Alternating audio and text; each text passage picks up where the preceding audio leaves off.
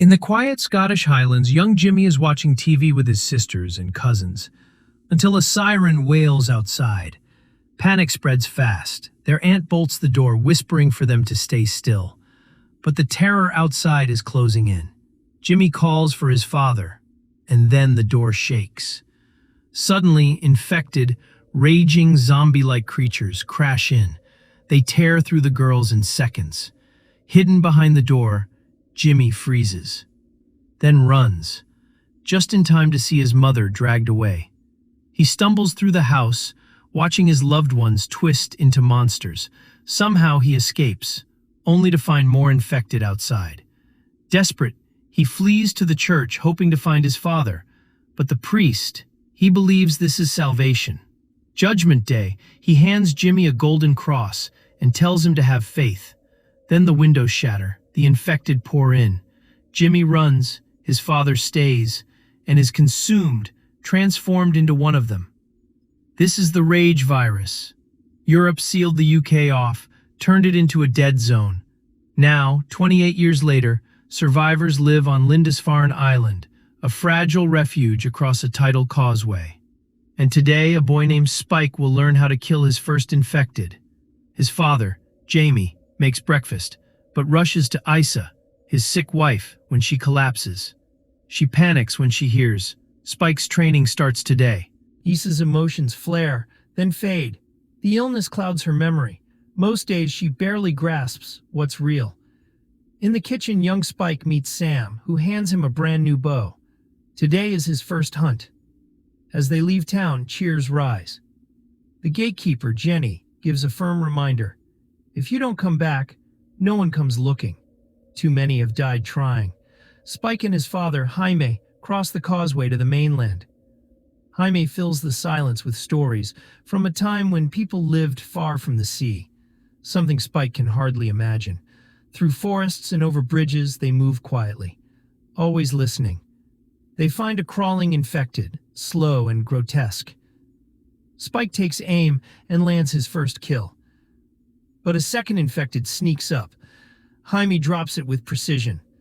More come, and Jaime handles them until Spike asks him to spare one. Jaime agrees, quietly proud. But killing doesn't sit right with Spike. They press on and spot a strange scene, an infected tied upside down, symbols carved into his back.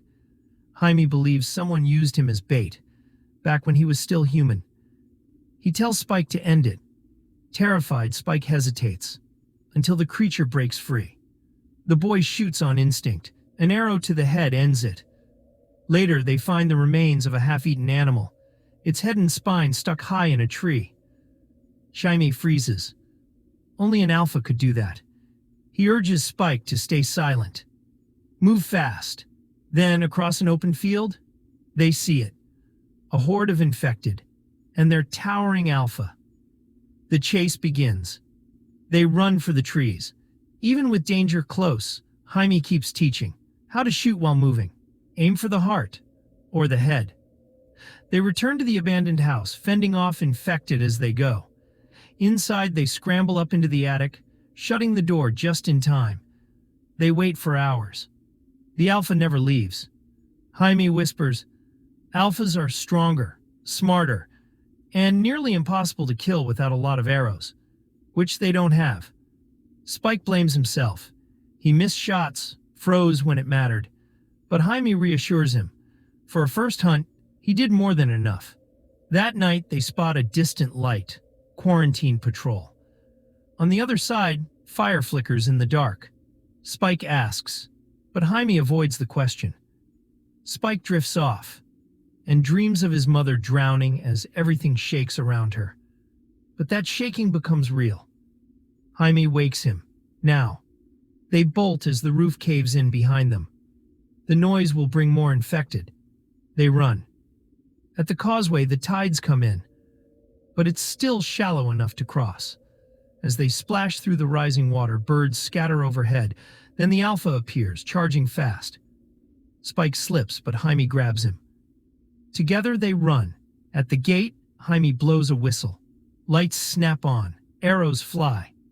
The alpha takes a hit, but rises again. So they light the next arrow on fire.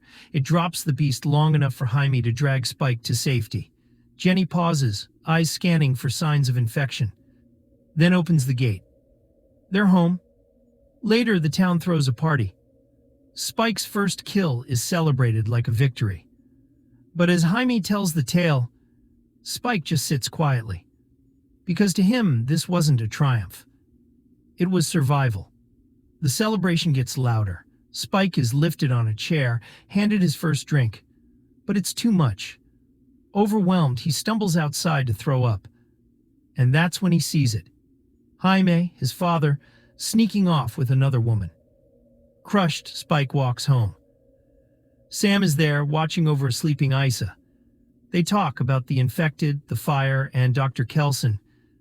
Sam mentions Jaime won't speak his name for a reason, but doesn't say more. The next morning, Isa wakes up in pain, asking for medicine. Spike searches, helpless, until Jaime walks in, but Spike can't even look at him. Eventually, he demands answers. Why hasn't Kelson helped Isa? Jaime finally reveals the truth. 15 years ago, Jaime joined a team of foragers, and what they found was horrifying. Thousands of bodies perfectly arranged around a massive fire. Kelson alive, calmly dragging more corpses toward the flames and waving at them. The group ran. They never went back. Spike, furious, pleads again. Isa needs help. He even calls out Jaime's betrayal. Jaime snaps and hits him. The regret is instant, but the damage is done. Spike runs to Isa. When Jaime tries to follow, Spike pulls a knife. Jaime disarms him easily, but gently hands the knife back, then leaves. Later that night, smoke rises. Spike has set a barn on fire. He tells the guards the town needs help. While they rush off, he grabs Isa and slips through the gate, headed toward the causeway. Isa panics when she realizes where they are, calling for her father, calling for Jaime. But Spike calms her, promises there's a doctor who can help. After a long walk, they find shelter for the night. Isa gets bored on watch and wakes him. She starts reminiscing, stories from the old world, then looks at him closely. "You look like my dad," she says. Then she starts calling him Dad. Spike doesn't correct her. He just tells her to sleep. He'll keep watch. Exhausted, Spike dozes off. And that's when an infected slips in. It crawls toward him, chewing on his shoelaces like worms. But when it gets close, ready to bite, something yanks it back. Spike jolts awake. It feels like a dream until he sees the body. Isa says she doesn't know what happened. But in truth, she killed it, smashed its head into a statue. Elsewhere, a unit of soldiers is in chaos, outnumbered, outgunned. The infected swarm them. Those who fall rise again, as enemies. Forced to shoot their own, only 3 survive the ambush. They flee into a tunnel, seal the gate, and fight off the last of the horde. But inside, an alpha waits. It grabs one soldier, rips off his head, spine and all, and uses it like a weapon. Another falls. Only one makes it out alive. Back with Spike and Isa, the journey continues. Isa slips deeper into her delusions, still believing Spike is her father. When her nose starts to bleed, the scent draws an infected. But Spike reacts fast. 1 arrow, 1 kill. Some blood splashes onto Isa's face. Panicked, Spike wipes it off before she can touch it. But more are coming. They run. Spike fires arrow after arrow, protecting Isa every step. They make it to a gas station, fighting to get the door open, and finally push through. But inside, the air is thick with fumes. Hard to breathe. The infected follow. Cornered, Spike throws whatever he can to slow them down. But there are too many. They're trapped. Then, a hatch opens. A soldier named Eric pulls them up and opens fire. Bullets meet fumes, and the room explodes. The explosion scorches every infected in the room. None make it out alive. Spike and Isa stay low, untouched by the flames. When the smoke clears, they slip outside. Isa vomits, clutching her head. Eric finds them and demands direction, but Spike has none. Still, Eric decides to stick with them. He lifts Isa onto his back and they continue. Hours later, they rest under a tree, eating apples. Eric pulls out a phone. No signal, low battery. Spike's never seen one. Eric explains, shows him a photo of his girlfriend. Spike, confused by her appearance, thinks she looks strange. Plastic surgery is a foreign concept. The battery dies. Eric tosses the phone away. They move on. Isa hears something and wanders off, alone. She discovers an abandoned train car, filled with rats. And inside, a shocking sight. A pregnant, infected woman. At first the creature snarls, but Isa stays calm, gentle. She helps her give birth.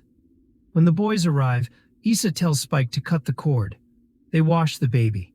It cries, alive, human. But Eric panics, shoots the infected mother dead. Then turns his gun toward the child. Spike protests. Isa swears the baby is normal. Eric doesn't care. He raises the gun. Then a hand bursts through the ceiling, grabs him. The Alpha drops in. And it's wearing Eric's severed head like a mask.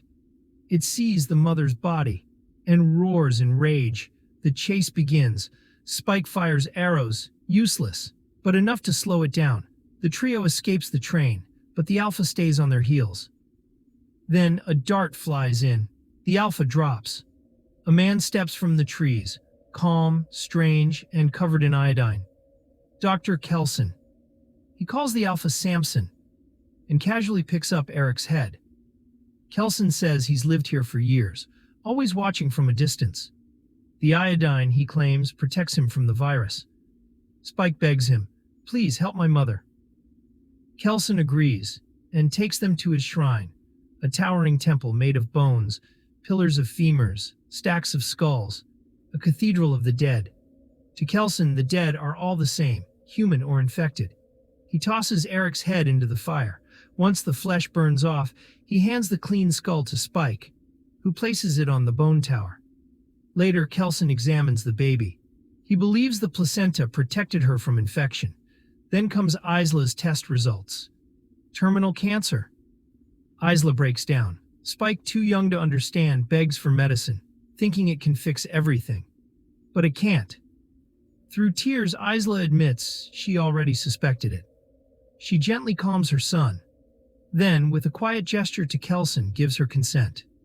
Kelson explains memento mori and memento amoris. To remember death, but die with love. Isla places the baby in Spike's arms and walks with Kelson into the forest. He returns later carrying her clean skull.